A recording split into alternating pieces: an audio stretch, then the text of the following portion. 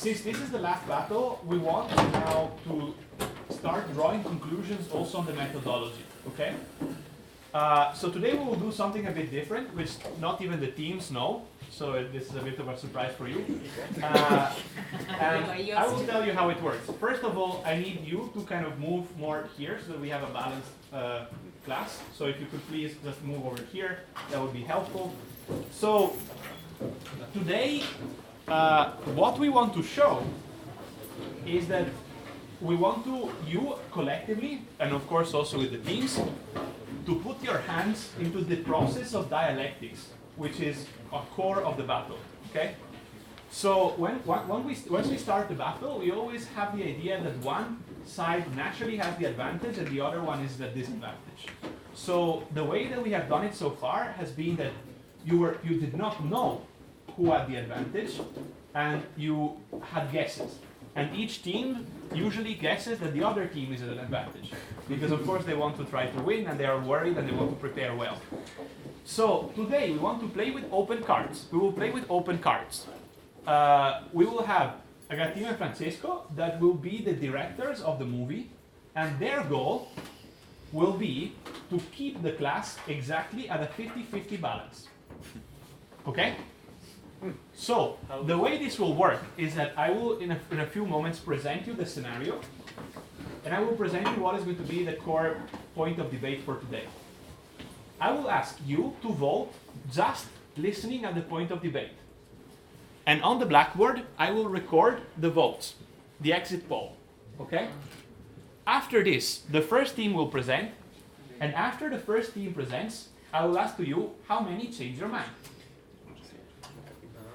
After the second presentations, I will ask you once again who changed their mind, okay? And we will have the exit poll after the presentation. At this point, we will start gathering questions, and I will be doing the usual John Burko, okay, order questions and so on. But Agatina and Francesco will be an authority even above me, and at any point they can stop me, they can stop Milena, they can stop Chiara, they can stop anybody, okay? And their goal is to keep this at a 50-50. So the goal is not to be nasty with you, the teams, okay? Of course, this is not what we are trying to do, but what we want to really focus is the fact that this is a process which is a process of social construction of a consensus, okay? And we want to show you that the dialectics is the element that is able to swing, and the presentation is the element that is able to swing the balance, okay? Just one word to add to this. You've been experiencing this methodology of the debates and the battles, and this is something that really distinguishes the approach in the class, where you are working with us to create also the content. So just be, as much as having fun, be also aware of the process, because this is something you could use later on in the way you do things. Okay. And the point is exactly because of what Milena was saying. This is a point of empowerment. Okay? So today probably the number of topics that will be covered is going to be a bit less compared to normal. But what we want to show you is that through the social construction, even if we start, I don't know how we will start, I don't know how the balance is going to be, but even if we start at a very big disadvantage, through social construction, you can swing things, you can balance things around, okay? So this is something that tells you the content and the process, in the moment in which you want to start doing innovation, are in your hands, okay? So we play with open cards with just by showing what hands we have for today, so that you can start acting on this. You know the previous battles, you know what worked, you know what didn't, you know what were topics that got people stuck, you know what were topics that got people to express themselves. So now we ask everybody to do a collaborative exercise in which you act on this and you see the data, okay?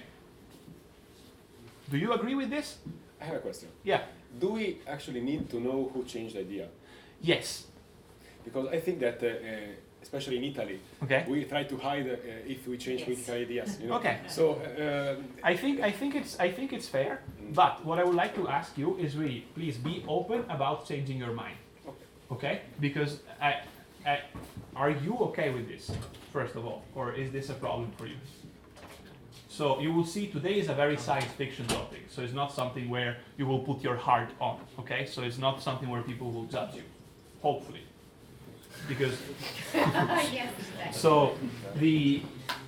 but this is the way in which you can understand how political systems work, how company development and sales work, how science works, because this is Latour, science in action. Okay? And also from a business point of view, it's how there is a rise of the NLP and the influential marketing approach. What is the NLP? Neurolinguistics.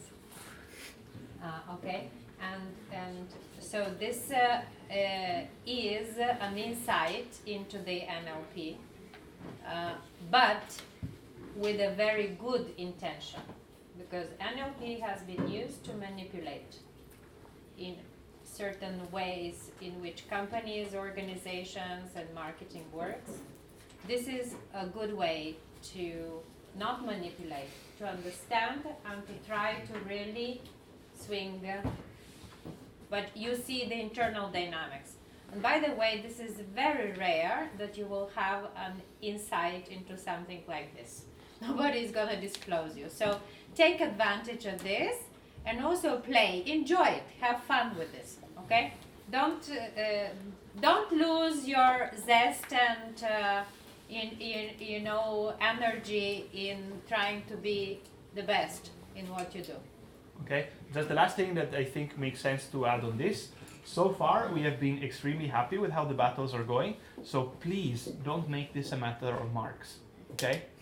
So because so far, I would say we are both being extremely satisfied. We will not punish anybody for. We will in fact reward you.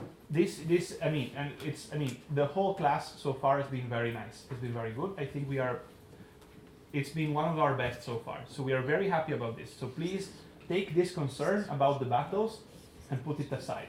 You still have 20 points on the presentation. What I'm saying is, in this context, we have been very happy. So please don't take this as don't expect any punishment. So the first thing that we need to do is this.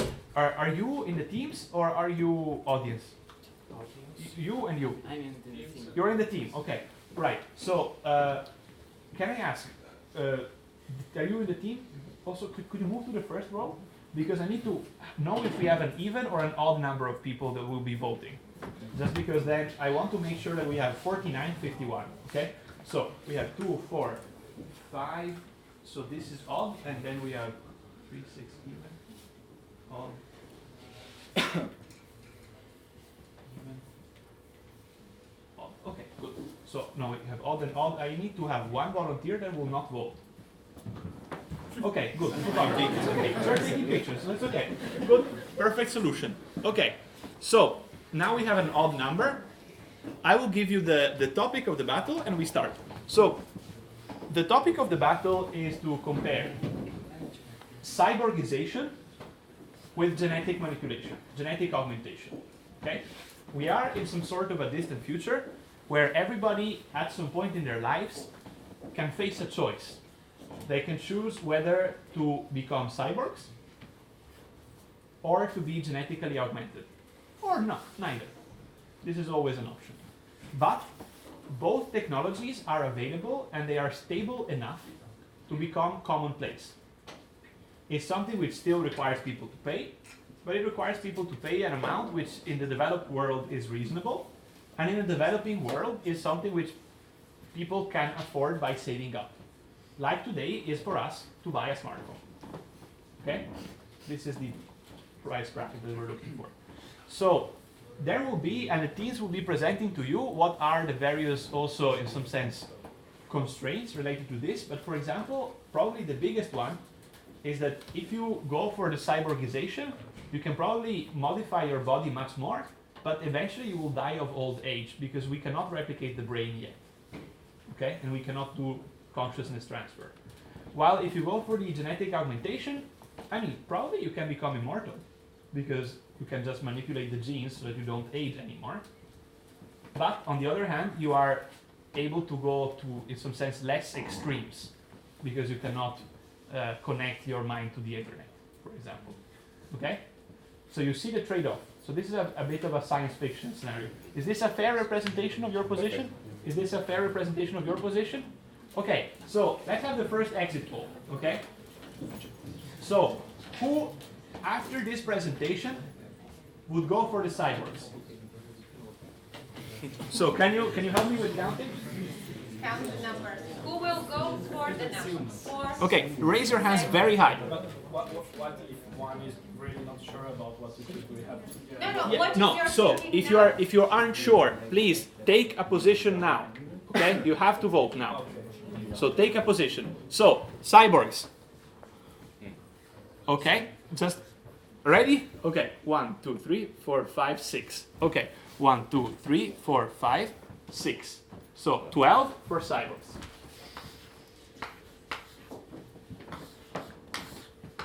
And the genetic augmentation? Okay, so Hey, immortal! Everyone wants to live forever!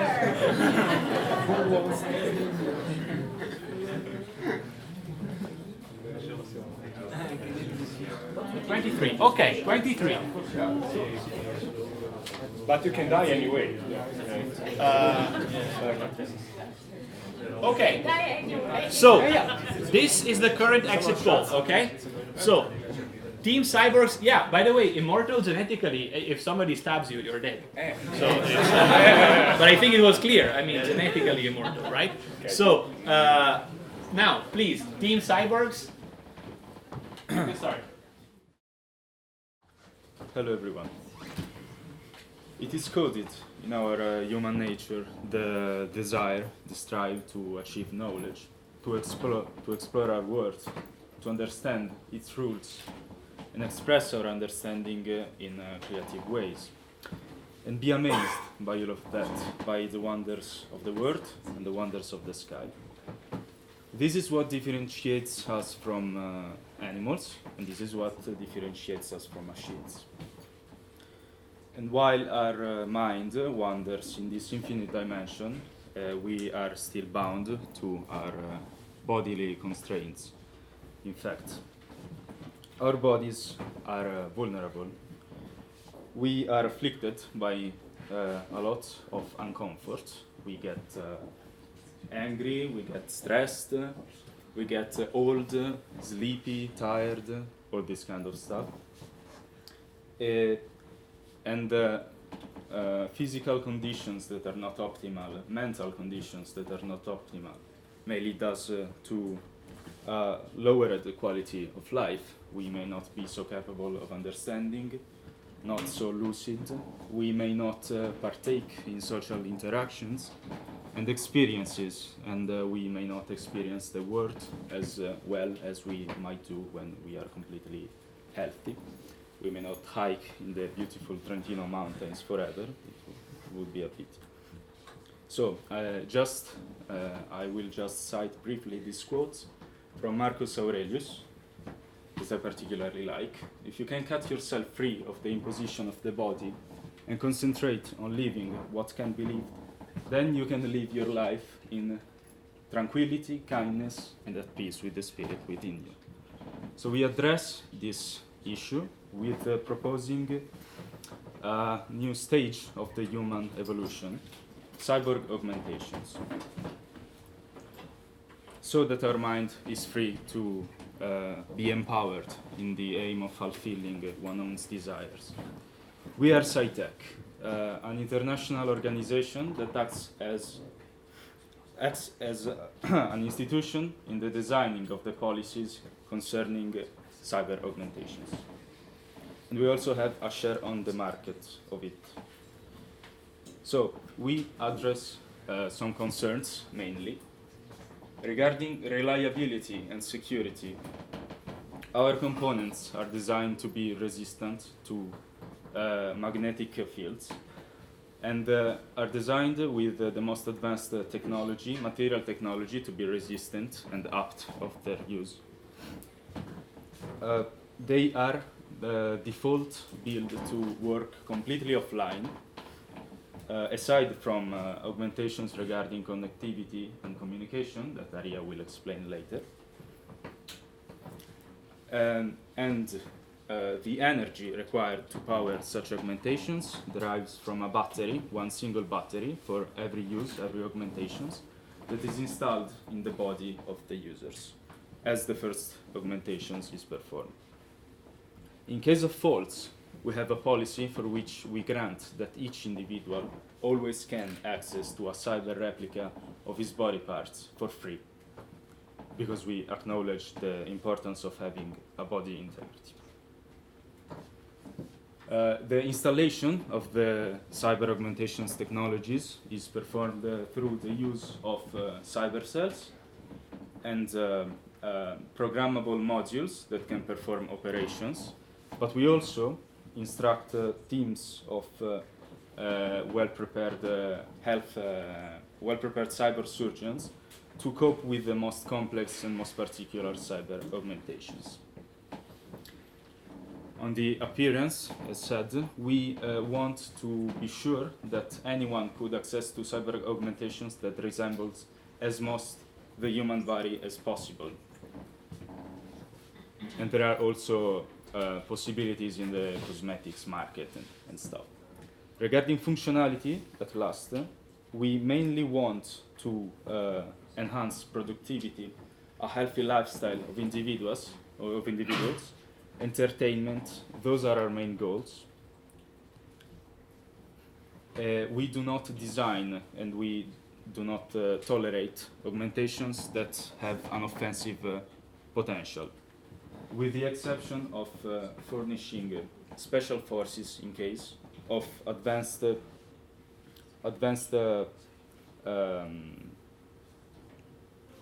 defensive augmentations, and non-lethal weapons in case against different complex contexts, so that they can handle it. Now, I will leave the floor to Marco, which is going to talk about the potential of cyber augmentations in the health sector. Thanks, Luca, our CEO of SciTech.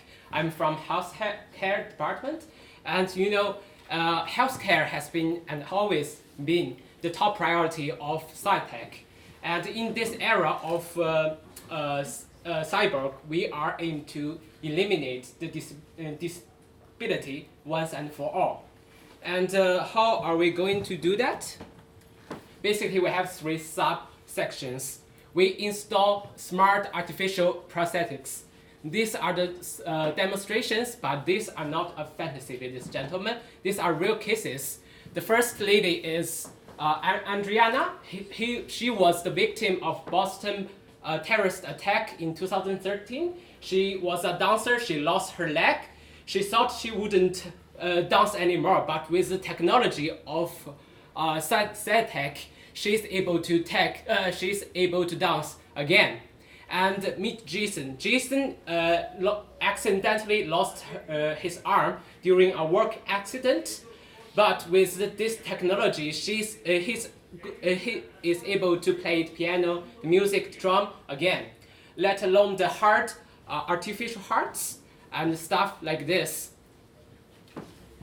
Okay, but if you worry about the appearance of your body prosthetics, we are also working on the biotechnology and biomaterials, which can make the appearance of your prosthetics look just as human as possible. And we are going to install some nano cells, which able to monitor your body health condition, even if your installation of your body parts. And the third section, which is about brain control robotics. As I said, we are aiming to eliminate the disability. So what about people with paralyzed, who is not able to work anymore? We are offering this brain control robotics to help them work. And this, of course, these are non-invasive, but in the future, I think will be more flexible for people. And for that, we are working with override with the government, trying to get basic SciTech into the health insurance. In that case, everyone can benefit from this technology. In the meantime, we also offer premium services such as body enhancement, but under the regulations of World Sci-Tech organizations. And now I'm leaving the floor to my colleagues. Thank you. And about mobility, one of the major features of humanity is the ability to move through the world, to go from point A to point B. And so we at SciTech take mobility very seriously, and we want not only to keep this ability, but also to improve it and to bring it to a brand new level. If you consider the movement capabilities of a biological human body and compare those to the movement capabilities of the machines, you can already see today that there is a huge gap. In fact, a biological body can only move at really low speeds for short amount of time and short amount of distances. Instead, if you decide to become a cyborg, we will provide you the body augmentation that you need to enhance your movement capabilities to the highest engineering levels available. You will be able to run faster, you will be able to fly up to the sky, you will be able to jump higher and even double jump if you want to. You will be able to climb up the walls. And it is important also to notice the fact that the body augmentation will be directly linked to your brain, to your nervous system, so you will not just be sending the inputs from your brain to your body parts, but you will be also receiving the inputs coming from the world around you, which is a very interesting thing because that will create new senses, new feelings, and new ways to experience the world. In fact, thanks to the body augmentation, you will be able to interact with the world in many new ways, and you will be able to decide how you want to interact with the world. You will be able, if you want to climb the Everest Mount, maybe by replacing your lungs with stronger, upgraded lungs, or you will be able to swim down to the bottom of the ocean with a mermaid tail on you. And basically, you will be able to experience the world in many ways, and your biggest limit on how you can experience the world will become your imagination, basically. And also another important fact is the fact that we can offer you real-time protection against accidents. In fact, thanks to the materials of our body extension and mechanical parts, thanks to the latest engineering in materials, you will be able to resist to accidents, and so experiencing the world will become also safer. And finally, thanks to the metal present in your body, you will be able to experience the world also in new fields of physics. For example, you will be able to interact with electromagnetic waves, and thanks to that, you will be able to move other metals, for example. Is it cool? Telekinesis basically is now feasible by becoming a cyborg, and all of this is available at SciTech. And now I will leave the word to Arya for the security part. Communication redefined. Your own imagination is the new boundary. Next level security. Your master key is your choices. Using your brain's implanted internet module, you can access to vast data available online directly without using any other device. You might be worried what would happen if someone could access and control your cyber organs, but the answer is clear. They cannot, because all organs explained up to now are offline, and your brain could not be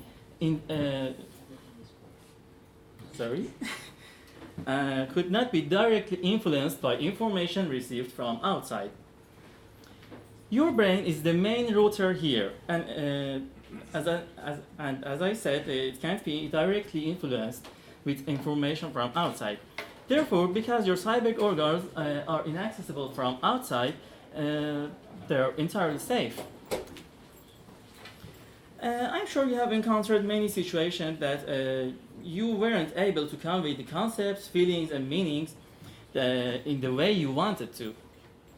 They either needed a lengthy explanation or were too complex, like describing a painting to your friend.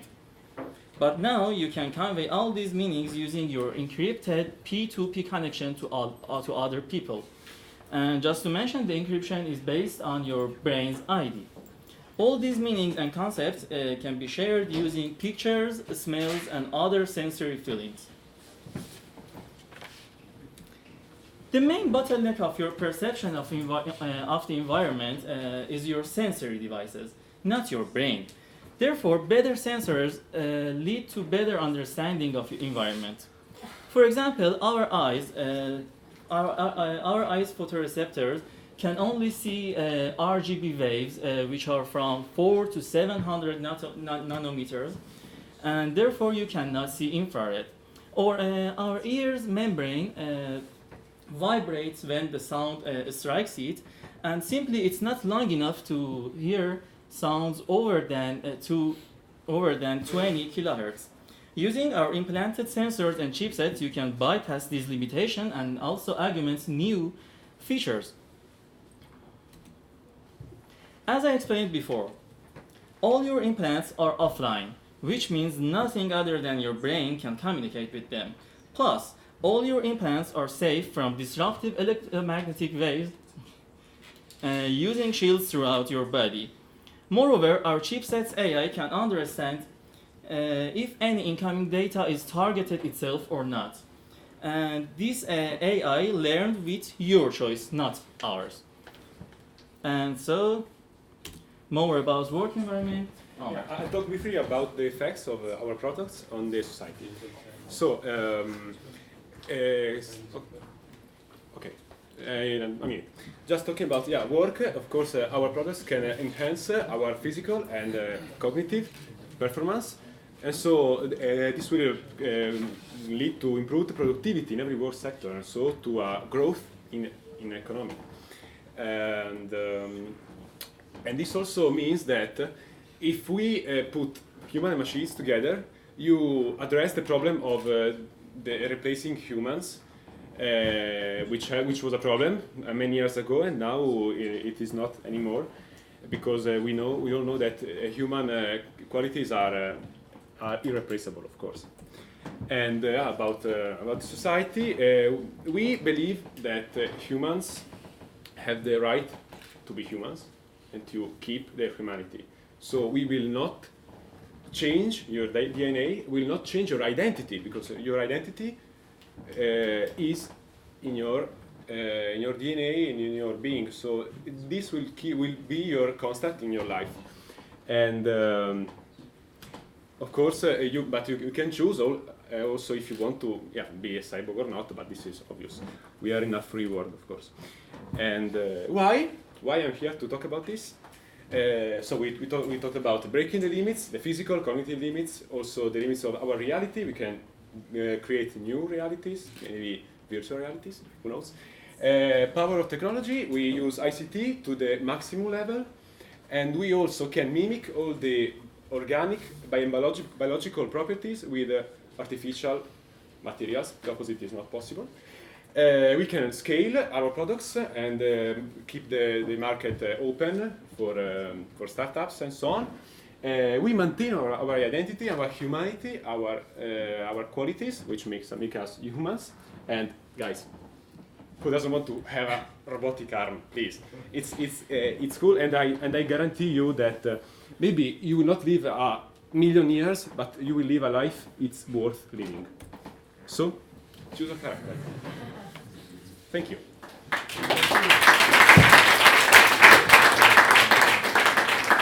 Okay, thank you. So, at this point, from the audience, who changed their mind? So I will ask, who of the people that before, so the people that arrived late, please don't vote, otherwise the maths is completely lost, but you will see how this works, and you lost just the presentation of how this works. So, of the people that were voting genetic augmentation before, who changed their mind? Okay, raise your hands. 5, okay. Sorry. Of the people that were voting cyborgs, who changed their mind? If somebody said, they said, this is not good enough. Okay, 1. Other? Okay. Okay. All right, so now we go to the second presentation. Hi everyone, we are Team Genetic Engineers and we want to show you the advantages of choosing to be a genetically modified human over a cyborg. So, first topic we are discussing is human relationships. So, imagine if you could not only improve your strength or physical characteristics like that, but also improve the way you feel the reality. Like, I don't know, you may have an improved sense of smell, and when you smell something, you feel more emotion, or more in general, your relationships with people will be more deep because you will be able to feel much more their emotions and their expressions. All of these will be, of course, will maintain your human image and essence, because I will not feel different if my DNA is modified. I will feel different if my arm is not my arm. I will know. It's just a psychological thing. So, an example is The Incredibles. They are just a family with superpowers, but they are still human and just like our families. Second important topic is work. So, industries will be, of course, still use robots and machines to do repetitive tasks and stuff like that, but as humans we'll be more focused and have more time to dedicate to creativity jobs or innovation in general. Workplaces will be also safer because we might have, for example, an improved perception toward the risks and hazards, or maybe have better resistance to radiation, chemicals, or maybe a firefighter could have improved resistance towards heat, so he could perform his job better. The education system will also be revolutionized because we may have, say, expanded memories to learn more things, or maybe just learn things faster. Regarding the medical area, we're going to be able to cure every disease, and not only this, but we're only going to reduce the time it takes to heal. Also, some diseases that right now don't have a cure will find a cure. For example, families in which one of the parents cannot have children, we're going to be able to solve this problem through genetic modifications. Also, the process that trans people have to undergo in order to become the person they feel, it's going to be safer, faster, and they're going to feel more confident with their new identity. Another example is antibiotic-resistant bacteria. Right now in Europe, there are people dying because of this. We've been overusing antibiotics, and some bacteria have become resistant to all the existing treatments that are right now. So with genetic modification, we can become resistant to these super bacteria. Not only for diseases, but also in case you have an accident and you lose your hand, we're going to be able to heal your hand through genetic modification and replace all the connections so that you can get back your hand. And in case you don't know where your hand is, or it's so damaged that it's not possible to heal it, we can create bioartificial organs with your own cells, so that it's gonna feel like your own hand and there's not gonna be any risk of rejection. The last point in the medical area is therapy genetics. This is a science that studies the impact of genes in mental diseases. So by exploiting this science and implementing genetic modifications in this, we're gonna be able to solve mental diseases.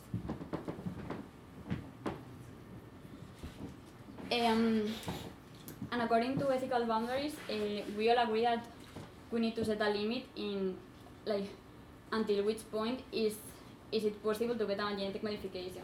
Since this topic is called human enhancement, we decide that if you want to have a genetic modification, you have to justify it, and you need to prove it's going to benefit all the society. Small modifications, like for example, if you want to change the color of your eyes, you won't need a big justification. But for example, if you want to become a giant and every step you take it's going to destroy a city, that's not a modification you're going to be able to get. Also, you need to satisfy some psychological requirements and also be informed of the consequences of your genetic modification. This is very important because we need to make sure that when you are getting this change, you are under perfect conditions, and also that no one is forcing you to get this change, and that is because you want to have it. And the last point in ethics is that people under 18 years old, they're not going to be able to get modifications unless this is for healthy purposes. The next point is civil order. So in this chaotic society, how are you going to be able to maintain order? So first of all, our policemen are going to have important genetic modifications, and they are going to be very prepared and trained so that they can stop criminals. But it's not only important that we stop criminals, we think that putting them in jail is not enough. What we want to do is let them become a better person. So we're going to have a rehabilitation process in which they're going to get genetic modifications that will increase its empathy, and also we're going to help them to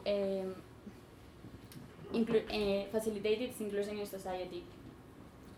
This will work, but in case it doesn't work, we'll still revise the criminal records before giving a genetic modification, so that people with criminal records are not able to get genetic modifications that can be considered dangerous for the society. This is access to a weapon. We're giving access to the genetic modifications to policemen trained, but for normal people it's gonna be harder to get it. And if you have mental problems or criminal records, it's gonna be way harder for you to get access to it. Another very hot topic in genetical modification is the population problem. How can we deal with population? As we said before, by curing pretty much every disease, we will be able to live longer and better. So what about overpopulation? How can we deal with it? As Lorenzo said before, this technology will be available just to developed countries and developing countries. If you think about developed countries, a big problem they have is that their population is decreasing, and still it will continue to decrease. So overpopulation right now is not a problem at all. But what if it becomes a problem in our society? We can deal with it by reducing the exploitation of our resources. So basically, we will adapt our body through genetic modification in order to gain more energy from the same amount of food, for example. In this way, we will optimize our digestive process and we will optimize the utilization of our food. We would like to show you an interesting video that can give a clear idea of how a world with cyborgs can be in the future, in everyday life. For this, we brought a video of Mark Zuckerberg when he was at the Congress, US Congress, when he was explaining, he was speaking about the Cambridge Analytica scandal.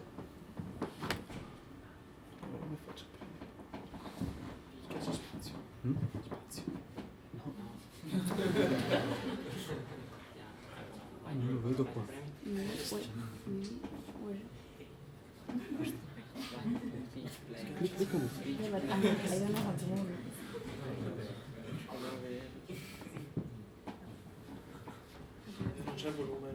Non c'è il volume. No, dal video.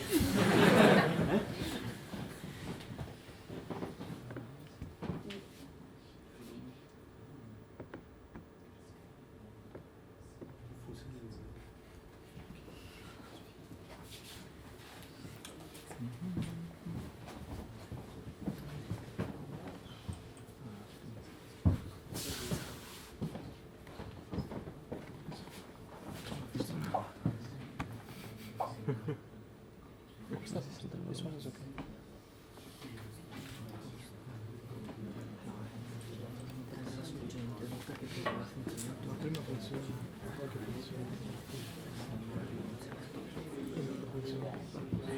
Funziona? Questo deve uscire giusto. Cazzo. Ok, ora funziona. Mi fanno partire adesso.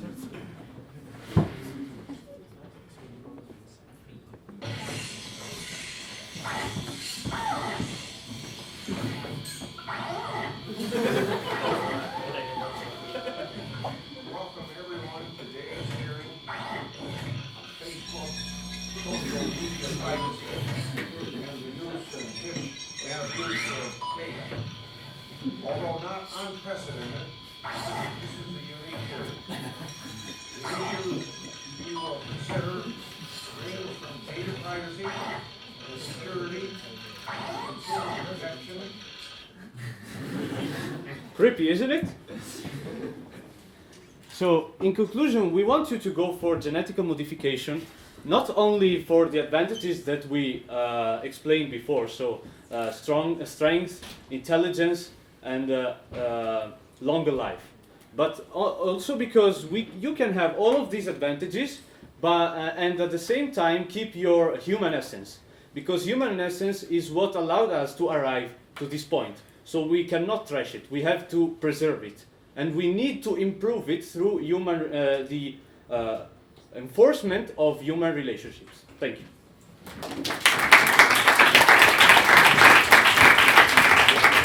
Thank you. So just because these plus and minuses probably are a bit misleading, I would just put 16 and 19. There was the snapshot before. 17. Sorry, you're right. Maths is hard. Okay? No, this one goes plus 5, but one person was left, so it becomes 16. And this one is 19. I was right before. Sorry guys, maths is hard. Okay, so let's look now at this presentation. In the meantime, maybe we can turn on the lights and so on.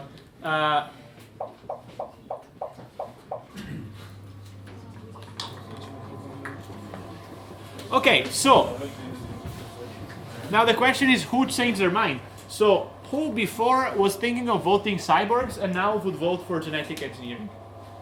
Okay, one person. Okay. Who before was thinking of voting genetic engineering and now is even more convinced we want to vote cyborgs? One person. Okay, so in the end we are still at the same position. Okay?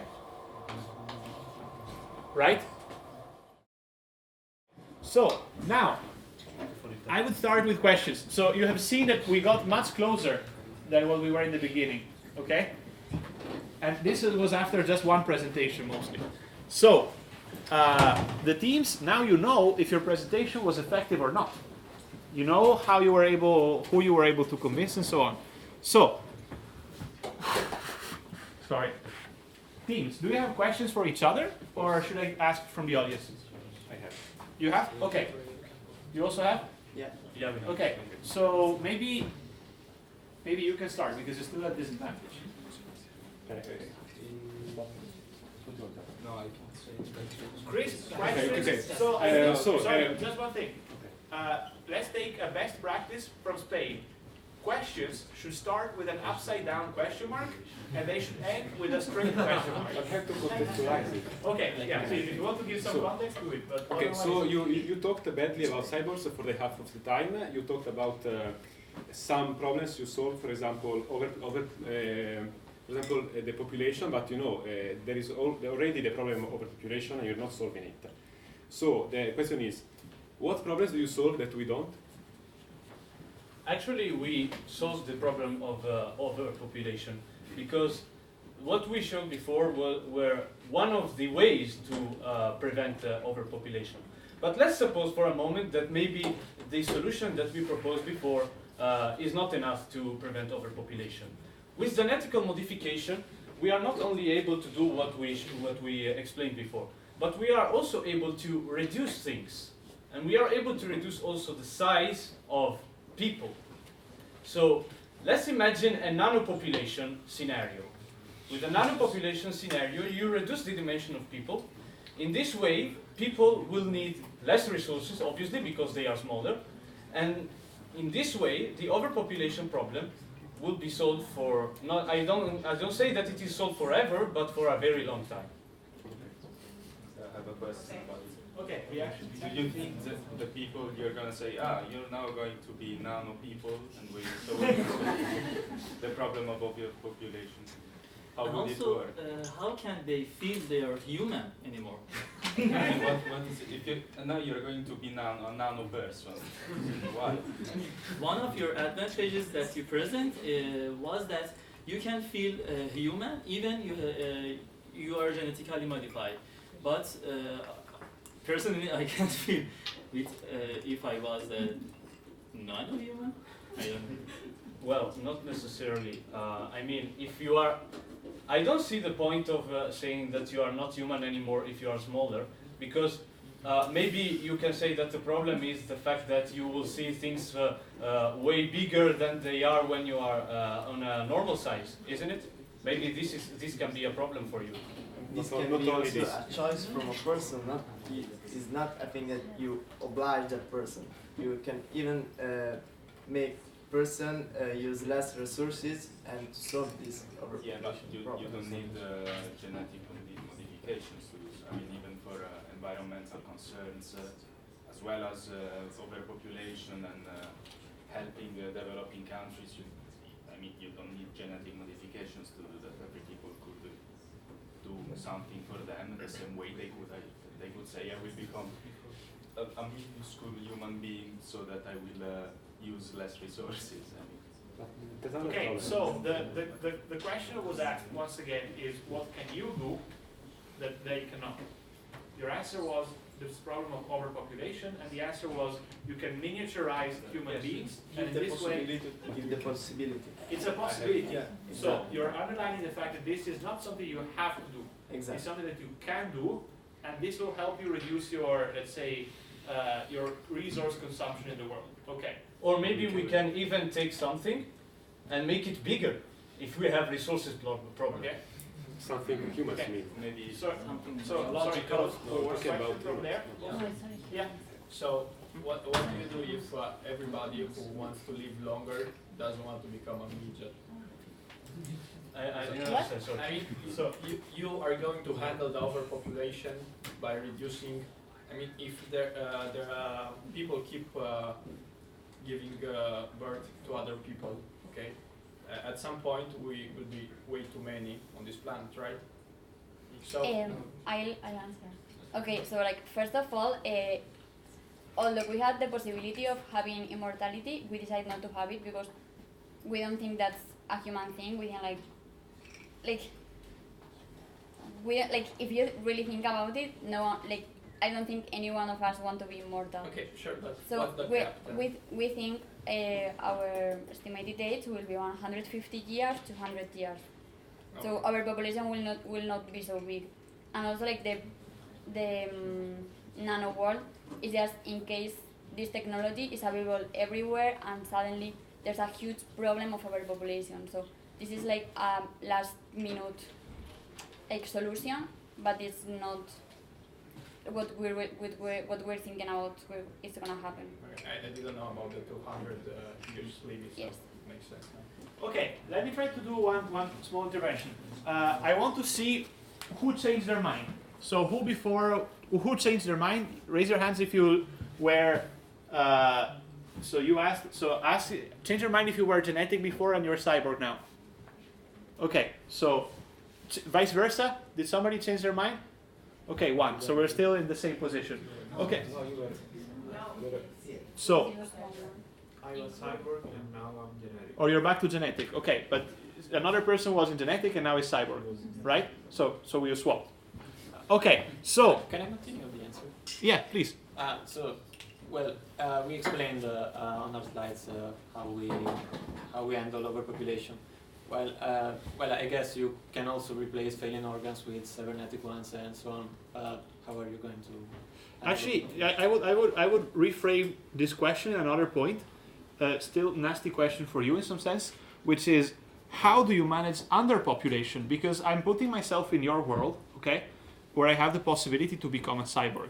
In the moment in which I become a cyborg, if I want to reap the full benefits of this, I will do a replacement of as many parts as possible of me to have as many possibility as I can, right? And if I want to do this, I want to do this when I'm young. But if I'm doing this when I'm young, then this probably means I cannot have kids anymore. So how do you manage the fact that if it makes sense to augment as much as possible of yourself, this will lead to people not having kids anymore. So you will have a very sharp decline in population. Yeah. I may say one thing. First of all, it is not said that we have to replace reproductive organs and such. So anyone could be able to the reproductive implants and have children eventually. So, I mean, unless one starts very but another thing, we may want to limit the access to cyber augmentations from the 18 years on. So one is enough informed to decide whether he wants to substitute his. But when are people having kids? People are having kids later and later in their lives. They're not planning nowadays. Even they're not planning to have kids early. So the risk that eventually somebody will be unable to have kids is, to me, seems bigger. I think it's not full body to be a cyborg. You can replace some part of human body. Yeah, but maybe someone needs to change an important part of his body. Maybe he had a very bad accident. He's not old enough to go through this cyberization. Maybe after he becomes an adult, he has the decision to change his bodies. Also, it is not really offense of our word that the cyborgs will live to a much greater age. It's not significant. It could be standardized on some policies that our future work may provide. Okay. I think my question still holds, because if you replace failing organs and such, you still live longer. So you still have the problem of overpopulation. Yeah, but not much longer, because the brain has a Under certain 50 years, like same limit we have. So it's a limit to you. Yeah, we said that we sacrificed immortality. We're not having immortality. Okay, so you like us. Okay. And one thing. Not so necessarily as you, because our with genetic modification, the life of organs is longer. So we can live probably more than you, because your brain is still like the brain of a normal human. Yeah. Okay. But you could be eaten by a dog, because also. We say that's not going to happen. If you choose to become this little, you can be aware of the dangers you. No. We've said that's a problem. If overpopulation is a great problem and we really need to do that, we'll do that. But we're not. And if you we're not working in a world when everyone's gonna be numb. Guys, we are not competing who live longer. We are, we can replace body parts if it's failure, but we are not talking about immortal to be like living forever. Sorry, about underpopulation. How do you fix some problems that there are some people that are sterile? With genetic modification, you can fix these problems because you can make people, women fertile again. But would you replace that organ, for instance? I don't know. Again, you're talking about population, reproduction, stuff like this. Yes, that's reproduction.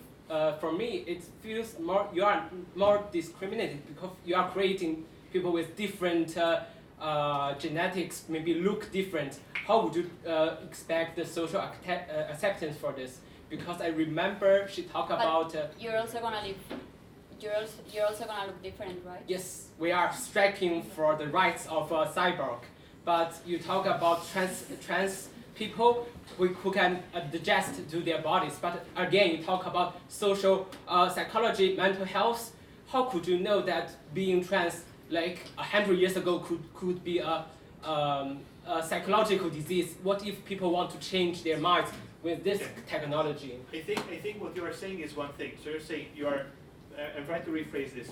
What I'm saying is an abstract at a level, because I think it's a relevant question. What he's pointing towards is you are now looking at your technology as a way to solve social problems that we have now. However, what is now considered a problem of society, was in the past considered a problem of health. So his question is,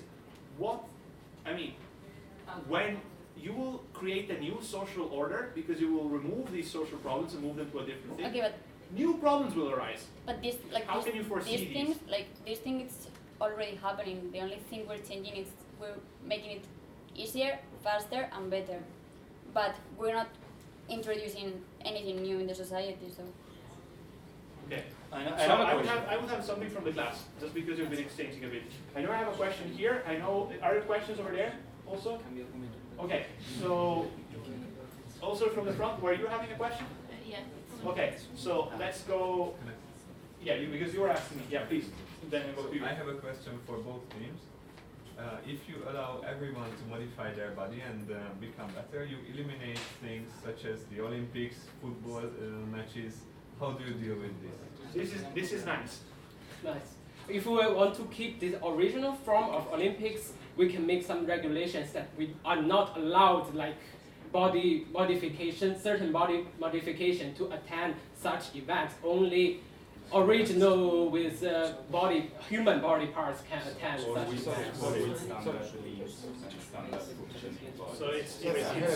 So in some sense you are arguing for a purist Olympics. So Olympics are just for people that have maybe that or that people use augmentations that are designed to work in a way that is competitive. Okay. Or so are either purist or competitively equivalent to a human. Yeah, there's a clear example. Cars didn't eliminate horse races.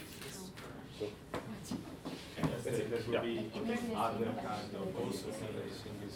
Okay, good. What about you? Of course, you have to think about sports like today. Okay, we have some sports, there are some rules.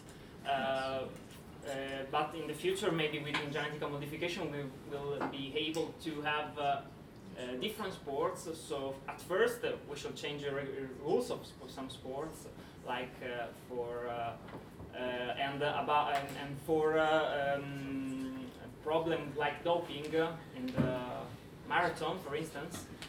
We can categorize people in order of the type of the genetic modification that they had. If some there are the category about people that can run without having stress, people that are faster. Okay, we just can categorize them and place them in different ranks. There are many things that you can do to prevent. It's not a big deal to solve this problem. To summarize, just you categorize people based on the genetic modification that they have. Also, I like to say, like, we are not robots, so if you are using like everything is mechanical, yeah, of course everyone's gonna run at the same level.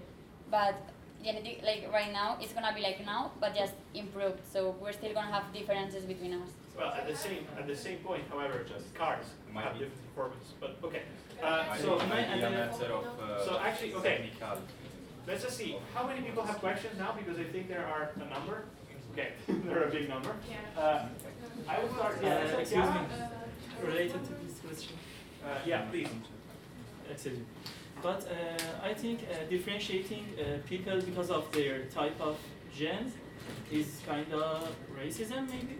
It's not racism, we have Paralympics right now. No, but we do it. Is it necessary to have Paralympics and Olympics? In the Paralympics, the people are with the same genes, not different. But we are doing today as well, like people in box. Sorry, can I try to rephrase his question, because I think it's an interesting question. Because what he's saying is, if in your world you are discriminating based on the genes, we're talking about gene augmentations, right? So you can do changes to things that are already here. So, I mean, your approach would be needed even today, because some people are born with better genes for their sports. In fact, we do. Like in box, people are divided by their weight. Yeah, but not for swimming, not for running, not for... well, that's based on the rules of the specific sport. So. Specific of the yeah, that is. It depends on the sport. What's the problem? I mean, if right now we are doing it with box, why cannot we do it with the genetic modification? What's the point of it? There is no problem in it. No. If it is acceptable right now, it can be acceptable also in the future. I mean that races are based on different genes, and so racism is based on different genes. And what you are presenting is to differentiate people with because of their different genes. It's much like the racism that we had. We are differentiating them inside the sport, not inside society. That is very different. But also it's very different speaking about racism or genetic manipulation, because it's a choice that you make. As today, you not choose if you are white or you are black or you are Chinese or I don't know. So it's as today. Yeah. We are You're right. we are differentiating like depending on our limits. So people that cannot run so fast are not gonna be able to compete with people that can run super fast. And you might say this is discriminating, but right now with men and women this is happening because the limits are different. It's because of their genes that he is a good gene, but he is not, she is not. She doesn't have any good genes. So yeah, but that's the reason we are differentiating them, because if they were competing at the same level, of course it would be a discrimination. But that's the reason there will be two different. Okay, I think this is an exhausted thread. I would just I would have one question from a new person. So please, yeah, you, yeah, because there's 10 people that want to say something. So yeah, please. If racism is a matter of genes, why can't it be a matter of mechanical parts? Maybe I can discriminate someone because it has. Because we are, as a tech company, we fight for the rights of being a cyborg. We respect your choice being a cyborg. We fight all kind of rights for you. And but the problem remains. Also nowadays, can you say that I'm in a different race because I have a different smartphone? We assume there is some degree of genetic. So you're saying that smartphone and people are the same? No. Smartphone is like having a smartphone or having cyber organs. Not I don't compare a smartphone with people, but a smartphone with cyber organs. And by the way, one could argue that in effect we are discriminating people based on the phones that they have, because if you have a crappy phone, maybe I'm discriminating you because your phone looks bad. Exactly. If you're thinking, guys, it's not such a silly thing. So you're judging it by the aspect, and it's the same for cyborgs. You look like something different from a human. So if you pay more, you have more. It's a matter of status symbol. It's the same for you, basically. If you pay more, you can access more genetic modifications. I think that the question is how would your technology do not amplify the social differences? We accept the differences, but we are working we offer basic body transformations with governments who can provide by medical insurance to have certain parts of replacements if you have certain disability. Well, this kind of product, it is maybe fundamental. But if you have money, you can pay for bionic stuff like this. Well, this is yes. Another aspect is that we aim to create to have these cyber augmentations created so that they resemble the human flesh. I mean, the human leaves, human parts. So there is no evident contrast inside. Okay, so in some sense, if I can try to summarize your position is, it is true that this as a technology could lead to different, let's say, to further exacerbation of these differences and this discrimination, but you can design the technology so that it doesn't. And you can design the technology so that it assists having a more... So the technology would be available for everybody? Yeah, he said that it will be available as smartphones. For Yes. both of you is this question. Yes. It would be available for anybody? Yes. I mean, developing countries. I want to make a question to them. Why you need, if you can get the same things, the same power, why you need to cut your arm to put a device? Not the same power. If you can modify your DNA and then you get the same result, why I need to modify my body, lose my arms, my way to be human? This is a particular. I mean, it's not an easy question, but for instance, there are people who do prefer the idea of having cyber components. No? So there is some factor. I think you should shout way more because I cannot hear you over there. There is a factor of preference, and this is actually probably one form of disadvantage you have with respect to their position, the fact of having a complete body integrity. And we try to address this problem with the thinking of ways of implanting cyber technologies that are not invasive, like with nanocells. We thought about pluggable components that do all the work of and similar. And so this with the other possibilities that communication devices give to you, scalability of the technology, and all the advantages that they can have. Shout way more because they can. Yes, and all the advantages that they can have because we can reproduce what is biological with the artificial.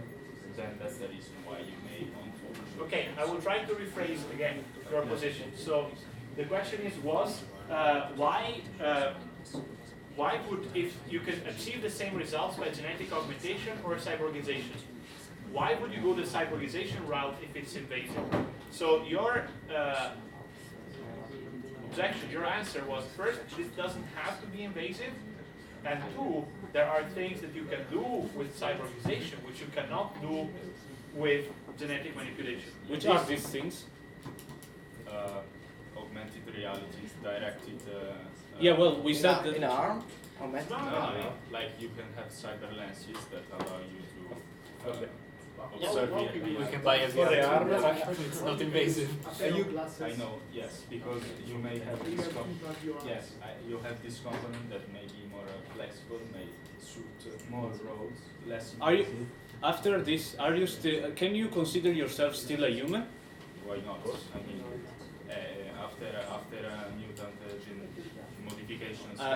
Well, we said that we are going to put regulation around the changes that you are performing. Actually, yes, so not necessarily you will have someone with I don't know, how tall 1 kilometer with 10 fingers or stuff like that. Why you shouldn't consider yourself human? Why you shouldn't? Okay, can I stop you for a second? I would like to go for the next. Okay, both.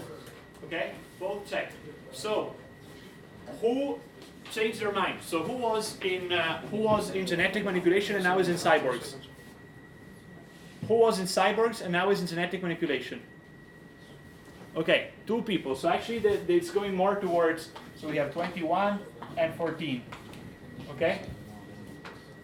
Yes. Math still checks out. Can we also have a question? Hold on. So, where do you think we should start? Directors, where should we start? Because the gap is increasing. So where should we start? Them to have an answer. Okay, so they should have a question. But they started before. The directors are balancing. You are at an advantage, and the directors are deciding. Okay. I have a question. You talked about empathy in your presentation, and what do you mean that you get to be more empathic if you're Okay, I think their point can be rephrased in this ways. Well, there was the example. Sorry, I'm just rephrasing. Okay. How can genetic manipulation increase empathy? There is a missing link. Is this the point? Yes. Yes. Also, I can remember that Mr. Incredible broke someone's neck. Can you remember? What was this? Mr. Incredible broke someone's neck. But also Terminator killed a lot of people. Anyway, so the answer is, the question is this. Emotions we feel are something in the brain, so I think it could be somewhat easy to enhance these communications that happen in the brain, either chemically or whatever. But also the example that I mentioned where you may have, improved taste, so when you taste something that reminds you of something, you just feel that memory more intense, or examples like we assume we have electrodes technology that can be installed in your brain to perform this kind of work as well. So it's not really a difference. By the way, no, so you want maybe one people can choose to be more empathic. That's the point. We can have this as well. Yeah, good for you. Can I suggest two? No, I mean it was a point of advantage of your. You said it was a point of advantage of your position. Oh, okay. 2 points. First, can you move a bit in the back here, because otherwise these people cannot hear. I think this is a first problem.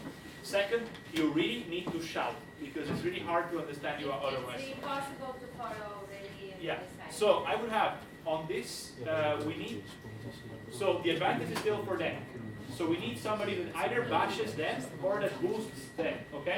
Can I finish to reply to his question, Yes. to his answer to the fact of emotions? Okay. Actually, even if you have electrodes that can measure emotions, what about, so it's something that it is built with sort of a software, I guess, is it?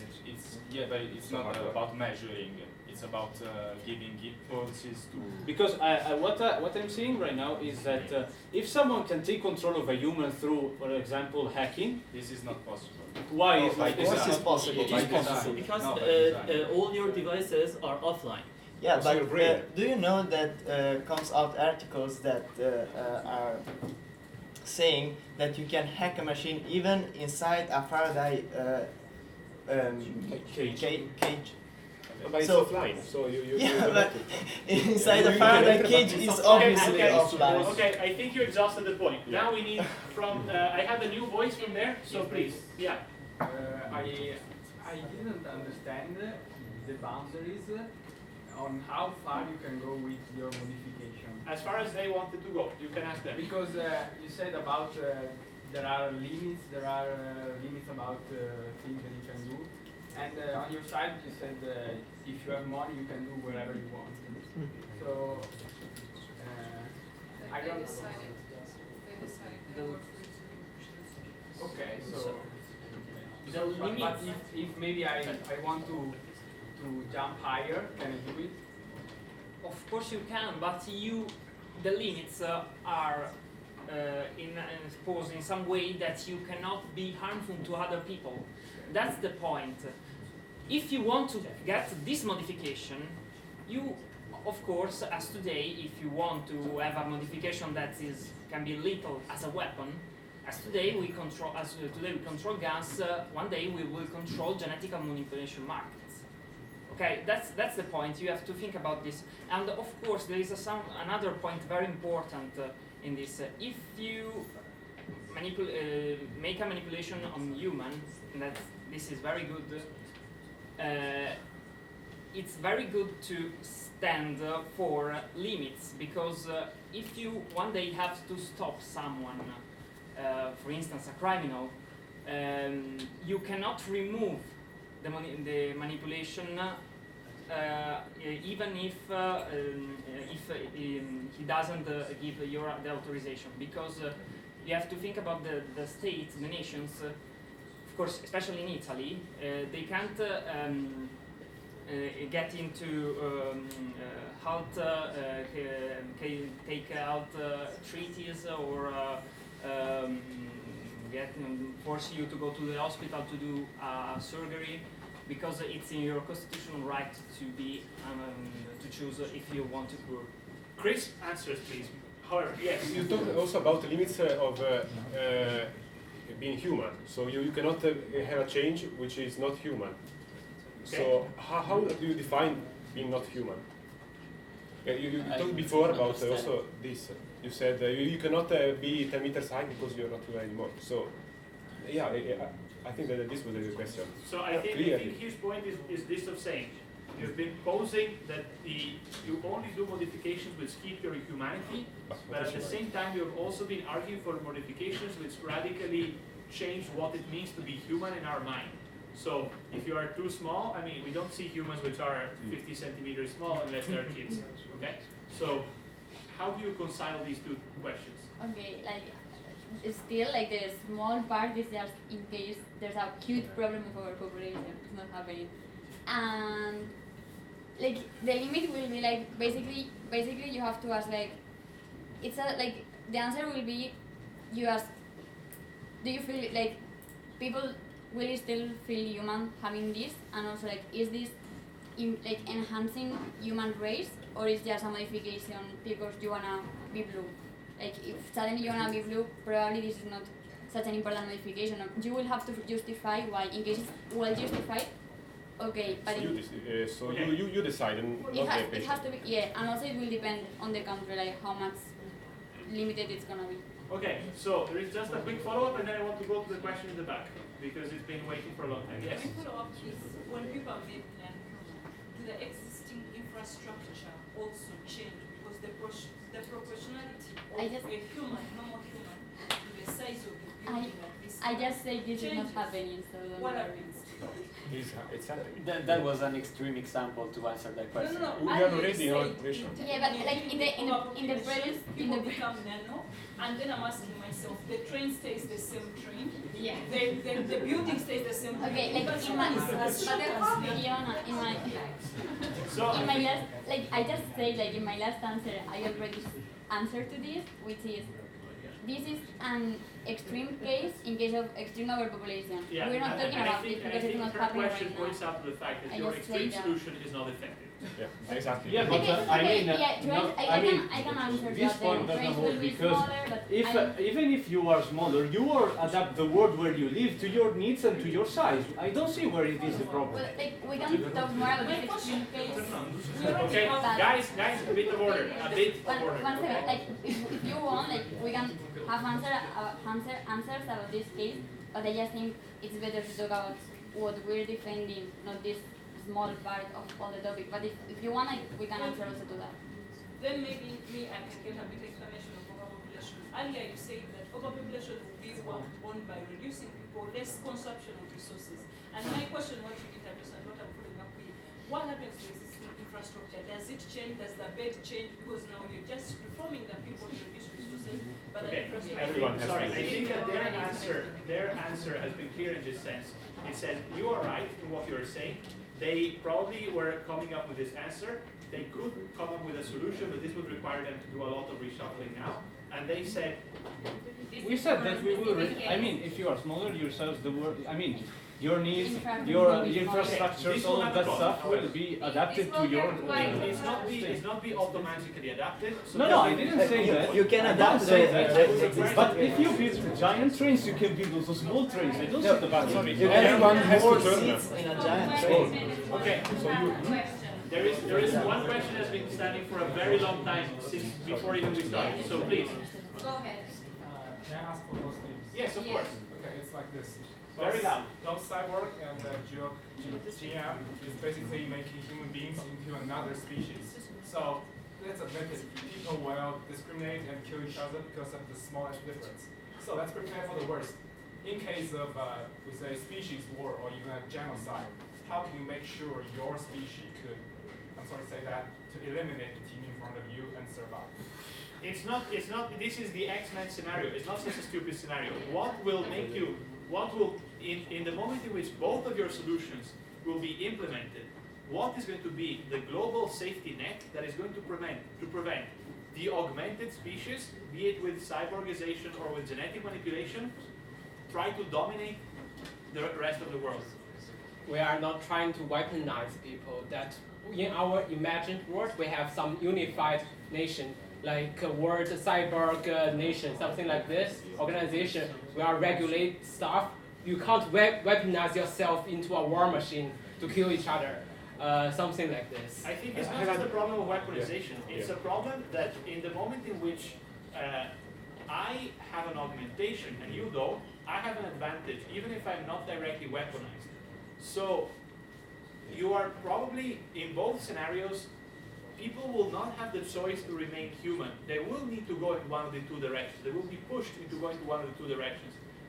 What is the societal, what do you think, what do you imagine is the societal safety net that prevents this from happening?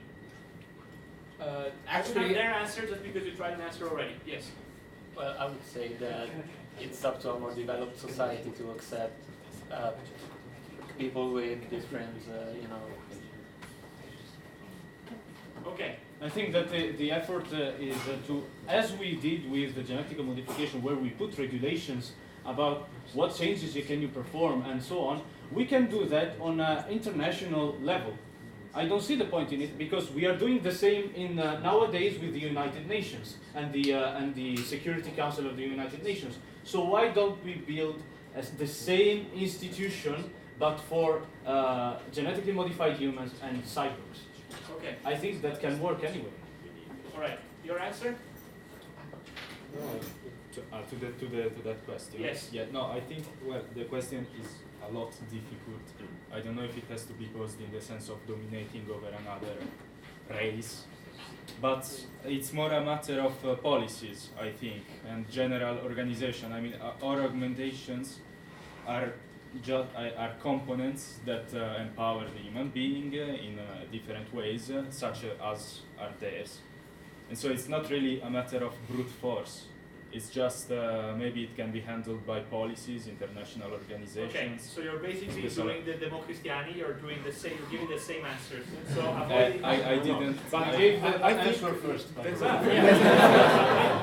I didn't. They were already saying that there is a supranational organization. Okay. I have a question over this supranational organization. You've called it SciTech, Yes. right? Okay. Perfect. What exactly is a copyrighted, a private one? It's a public, and exactly how it works. Have you think about that overruling with an overnational organization made by privates could be dangerous for democracies? Okay, Have you think about this? I will give you an answer because I think this is just a matter of scenario. The answer is that they presented themselves as a company just for presentation purposes. But you could have done the same. So it was just an aesthetic choice, I would say. So we have a ton of questions. We also have to go into a break at some point, I guess. So I will do this. Let's go into a break right now. We return and we start by collecting questions, okay?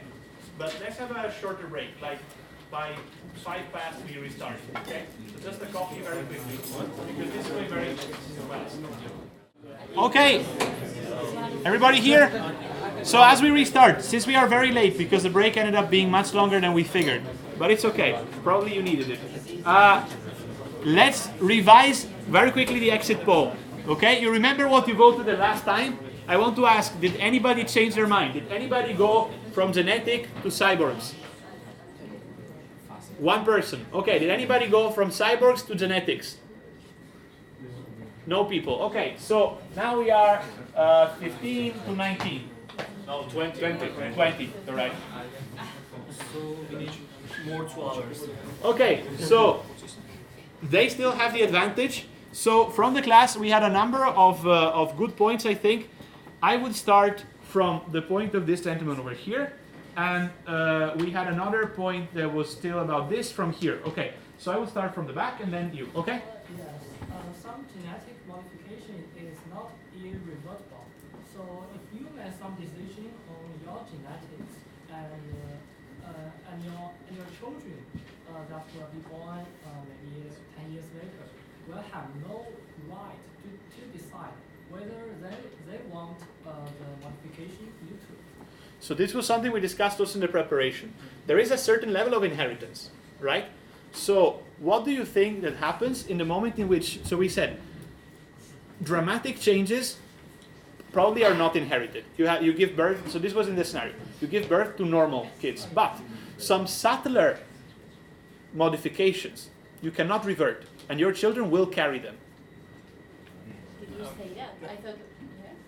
Well, in any case, this will be part about the when someone is about to take a modification, he will clearly know the consequences. So Yeah, because let's not forget that parents have responsibility over their children. So if they are performing this kind of thing, they will know in advance that if they do this any specific modifications, they will know in advance that if they have kids, these kids can have this kind of the same modification, and they have no choice over it. But what will happen when the kid is born and he doesn't want this modification? But when we as were we can give it, we can revert it. No, but actually, no, during the like preparation, when we discussed this in the preparation, we said this was gonna be an advantage for us because they will have to pay for it again every time, and we will not. So we decided everyone was gonna born with a modification. Okay. We did that in the preparation. All right. Okay. Yeah. Sorry, I didn't remember this precisely. Okay. So the answer is you are just born normal again. Yeah, we said that. Okay. It's impossible. This is was Okay, this what we said? it's also impossible to get modification once you're born, but we're born. We have the same DNA, so we can be the same people. But Also. we say that in the preparation. Like, Yeah, but okay, it's possible, but okay. Okay. Thank you. However, this is a good point because we shouldn't be picked up here in a different shape. I have a question for you, and that's about how fast your technology is. Because if I have like a robotic arm, I can change that in a few minutes, I guess.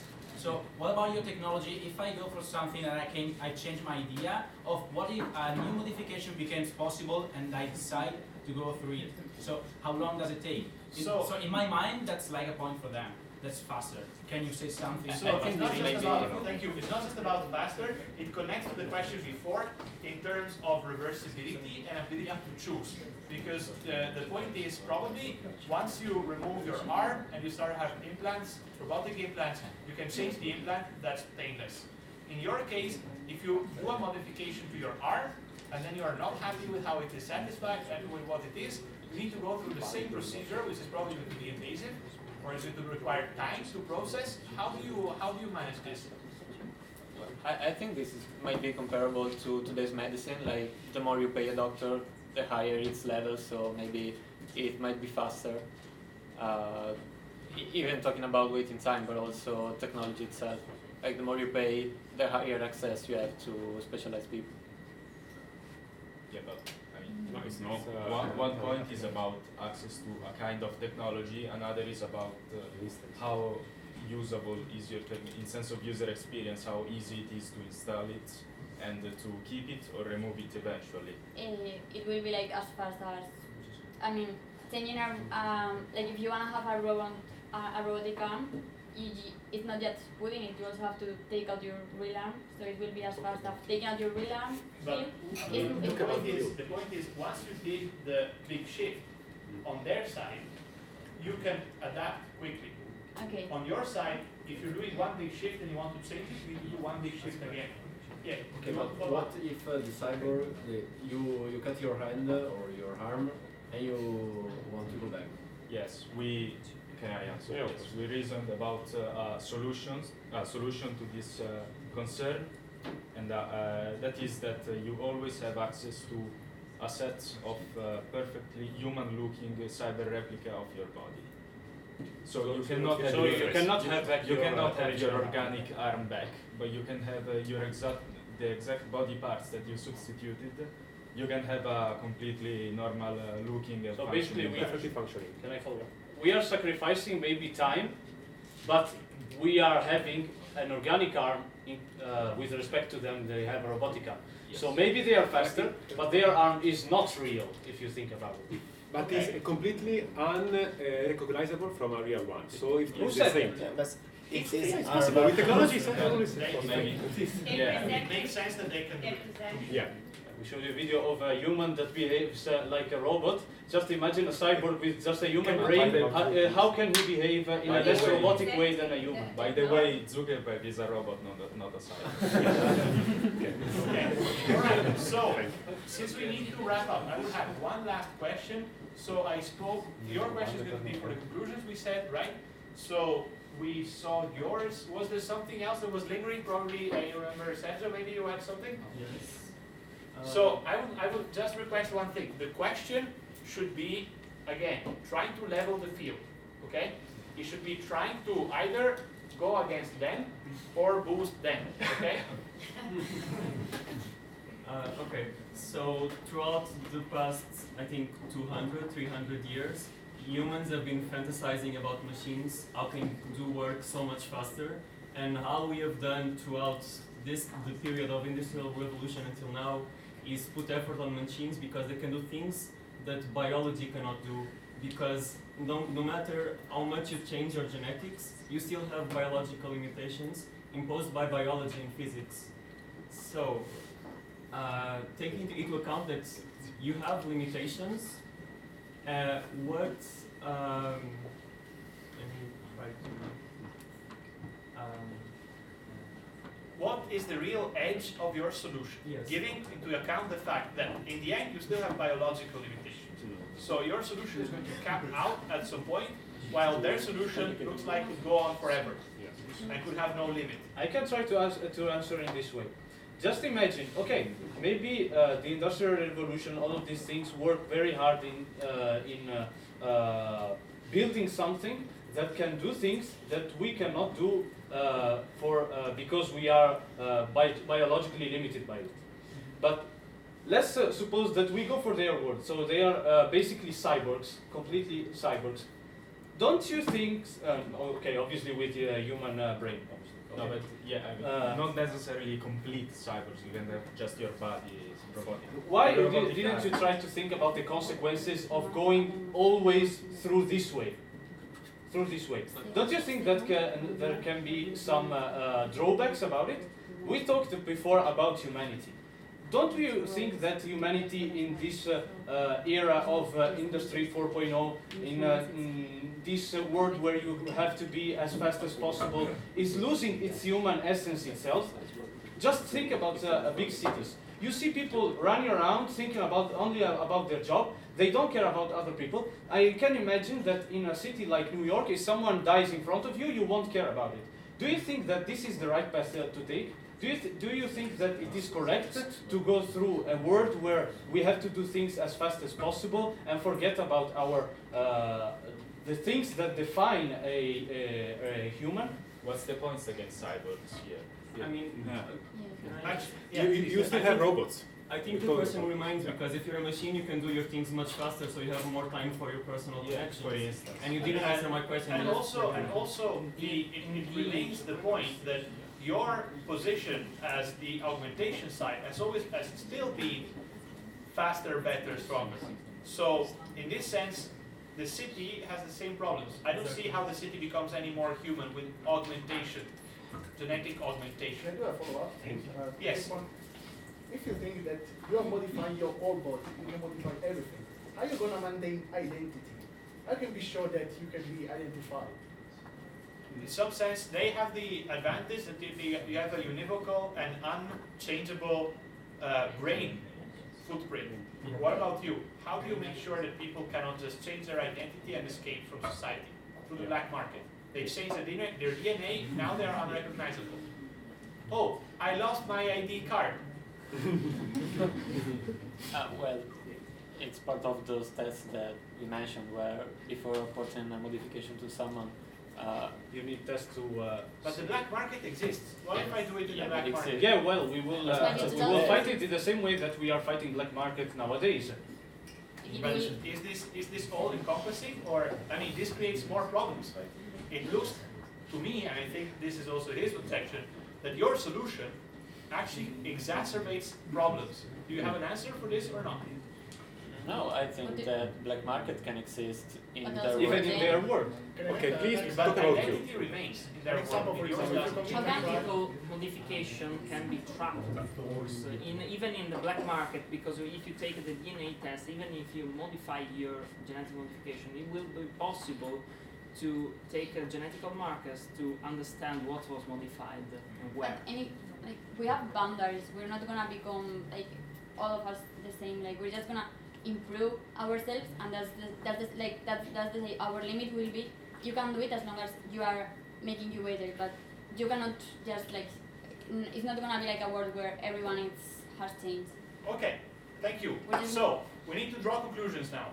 In drawing conclusions, I would take a point that was raised from here, which is that of saying, we said that you would be looking at a world which is already in a steady state, so where these things already exist. But the point is, can you try to think of what, I try to rephrase this a bit, what do you think would be the one key critical challenge in the transition?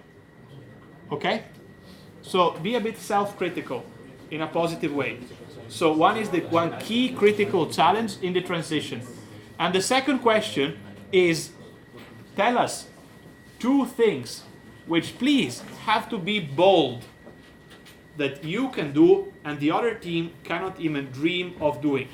2 things which are bold, okay?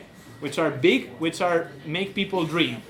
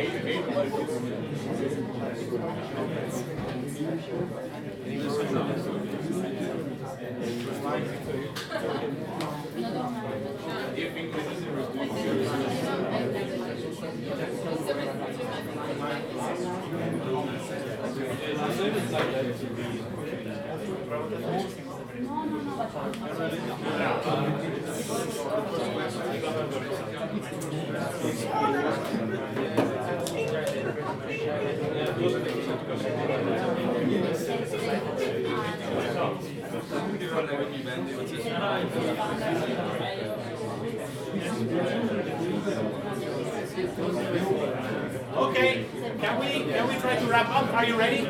Yes. Are you ready? Are you ready? Are we ready? Are you ready?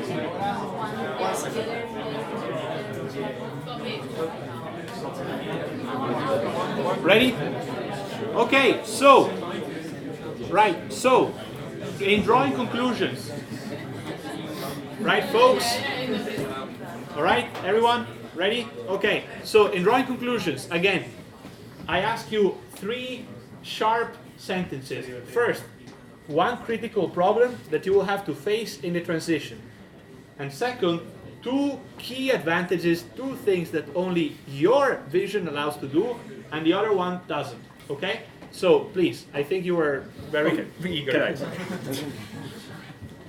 We are in the direction of turning to be cyborgs because we have the technological development and we are more easily towards our work, of course. The key problem will be to create a regulation which prevents us of going to a Terminator-like scenario. But it's, I think, overcomable. Yeah, okay. So, and the 2 main points. The first one is that we can actually do everything with technology. We can mimic every biological tissue, every cell, every antibody. We can use technology to fight every disease, also any future disease which you cannot predict, and you cannot, of course, have the power that we have.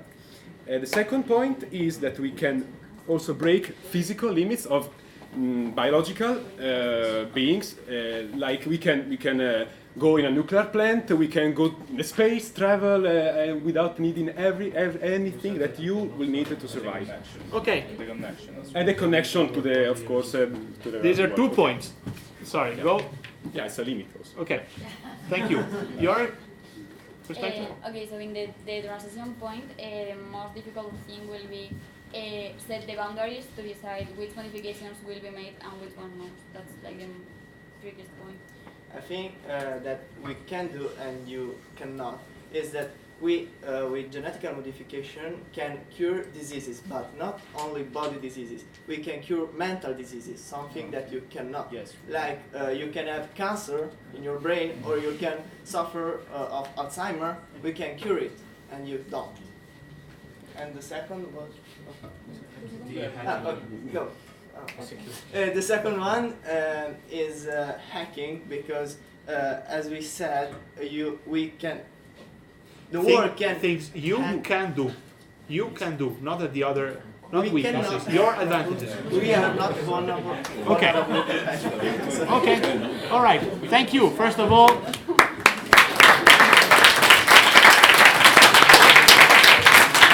Now, without going for who changed their mind and who didn't, I would like to go for a new votation from scratch. Okay. I would ask you. The key question is the following. Which direction would you go? As simple as this, okay? So which of the 2 technologies or of the 2 developments would you do to yourself, okay? So now vote on this question exactly. So who would go for the cyborgs? Keep your hands up.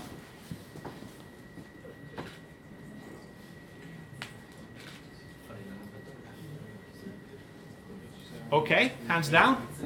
Let me take a note. Yes. Okay, hands up for the genetic manipulation.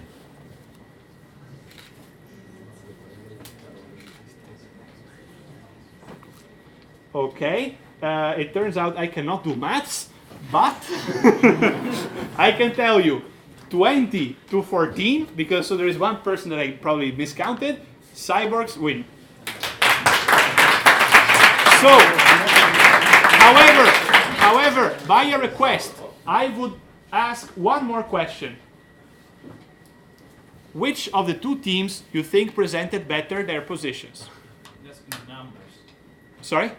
The answer is in the numbers. Let's see, because the answer is the opposite here. So, let's see. Who thinks Team Cyborgs presented better? Who thinks Team Genetic Manipulation presented better? Is this about the presentation or everything? Presentation and debate. Okay, so presentation and debate. Who thinks Cyborg did better? Who thinks Genetic Manipulation did better? Okay, so I would say, first of all, very well done from both teams. You have seen how this was reversed. Okay? Now, it will take 2 more hours of stock taking to understand what were the key points that reversed the result. Okay? But you have seen this process in action. So, I think we need to wrap up for today. We will have a class on Friday, to remind you. There's one person that has written that cannot make it. So, if you cannot make it, it's understandable, of course, but we will have an extra class on Friday, because next week we will have no classes instead. Okay? Because next week both me, Milena, and 10 more colleagues, we will go for a meeting to Paris, so we need to recover a class. And the only option is to do it on Friday. Yes? Can you remind the hour? The class will be at 2:30, from 2:30 to 4:30. We will be giving a message of the precise room, because the room that we booked got overruled. So we will need to find a new room. But you will receive a message tomorrow. And the class will be on business modeling. Okay? So just want to give it a topic. Okay.